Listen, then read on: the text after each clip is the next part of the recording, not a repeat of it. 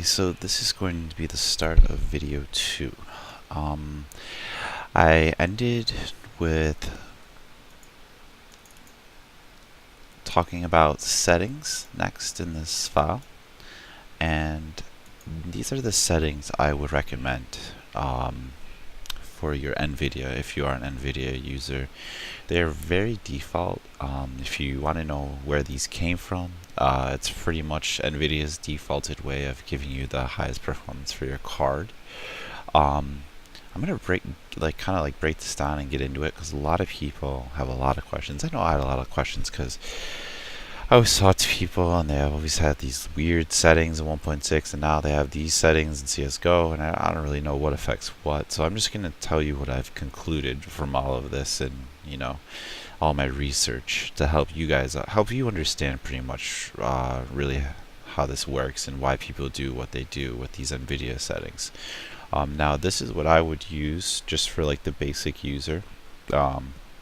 This is the first half, this is the second half. They are labeled set 1 and set 2 in the file you've downloaded. I will go through and show you what I mean by why these are optimal and why I use them, and other people probably use them as well.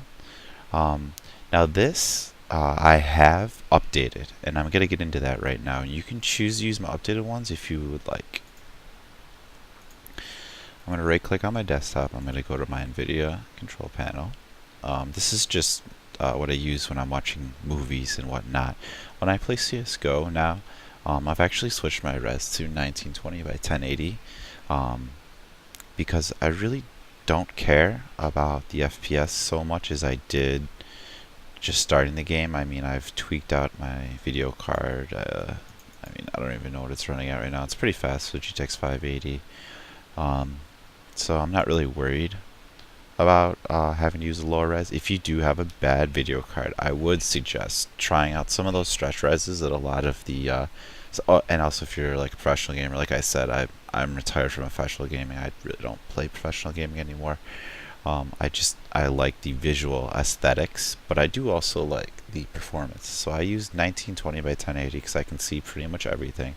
The settings that I'm about to talk about are for high performance. If you are, for instance, using that resolution, which is gonna just really tear on your video card. So if you have a good video card, you can use 1920 no issue, like myself. But you might even experience some performance issues, so you might want to try my video settings. But anyways, I'm getting on a rant. Let's get down to business here. So digital vibrance, everyone pretty much uses it full blast here in CSGO because there's just so much shit going on and it makes the model stand up better. So I'll definitely put that to 100. Gamma, I love raising my gamma to at least 1.3. I think a lot of professional players use like 1.3 or something high in that matter. It just gives the game like a brighter feel and you can see more because there's just so much shit going on in CSGO, and I'm a 1.6 player, so you can't really see as much as you used to, and things don't really stand out. So the digital vibrance and gamma really does help. So I usually raise that. I don't really fuck with brightness or contrast. I feel like just leaving it as default is fine.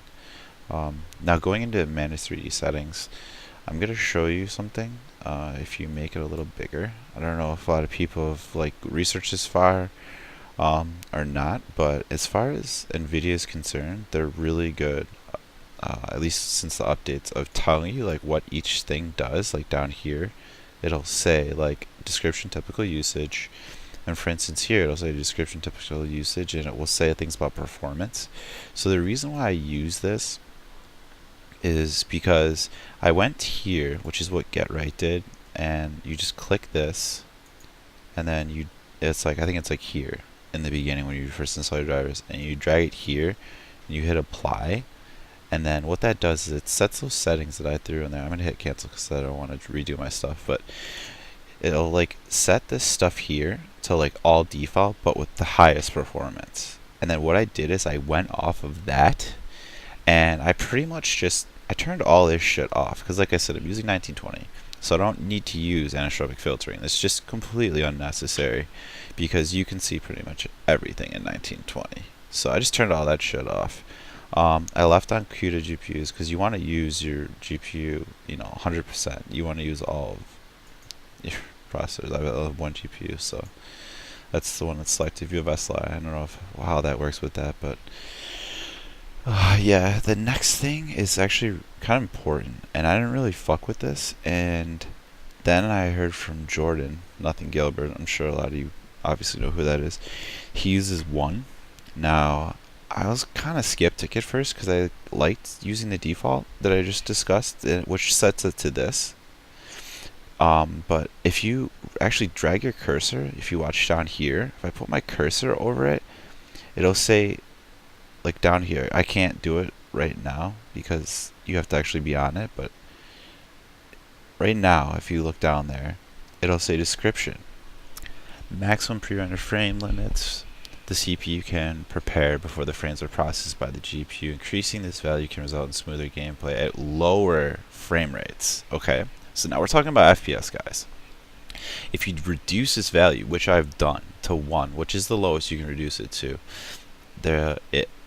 you want to reduce it if you are experiencing delay in response in input devices like your mouse, keyboard. Now, I don't know if this is just in my head or what, but I definitely feel like when I lowered this that not like so much my registry, but like more so like my key clicks, like it describes here, were just like faster in response into like incorporated like into my gameplay. Now, like I said, this could all be in my head. I mean, I'm sure it is. I'm sure it's just such a minuscule difference that you really shouldn't even be able to tell. But for the hell of it, I put it to 1. I like the way it feels. That's preference. So, I mean, if you guys want to use it, go for it. The next thing is single display performance mode, because I only have one monitor. If you have 2 monitors, you would want to put it to multiple display. Next thing is power management mode. This is defaulted at adaptive. I love performance. I'm all about performance. I'm all about high FPS, faster gameplay. So I bumped this to prefer maximum performance. Pretty sure everyone does this now, but if you didn't know about it, definitely do it. The next thing I went here is texture filtering and strobe sample optimization. Now, like I said again, with the pre-rendered frames, you're going to look down here, and it will change as soon as I put my mouse over it right now.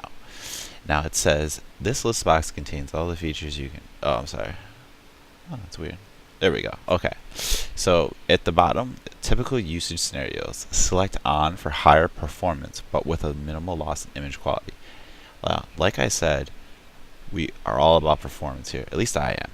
And I want my game to be the highest performance it can possibly get. Since I'm using 1920, I don't really give a shit about the image quality. And CSGO... I mean, it's a fairly new game, so it's not really going to make it look that much bad. That much worse. But I use on. You don't have to use on, but I suggest using it.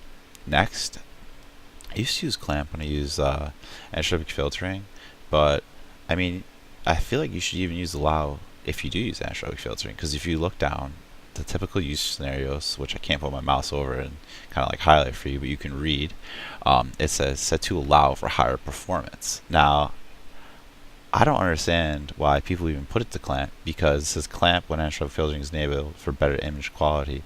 I mean, if your image quality is going to be using higher anisotropic filtering, it's going to make it better anyways. You don't really need to put it on clamp.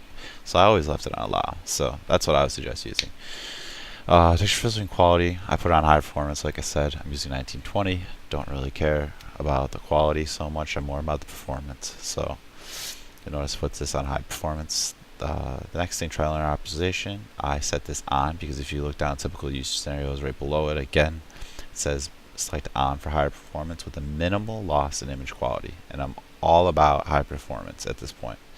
Thread optimization, just default, always use that auto, and these two always off. Okay, so that's the end of my Nvidia so-called rant, I guess, so to speak. So I will make a third video talking about the rest of the things in this RAR file for you guys to go over.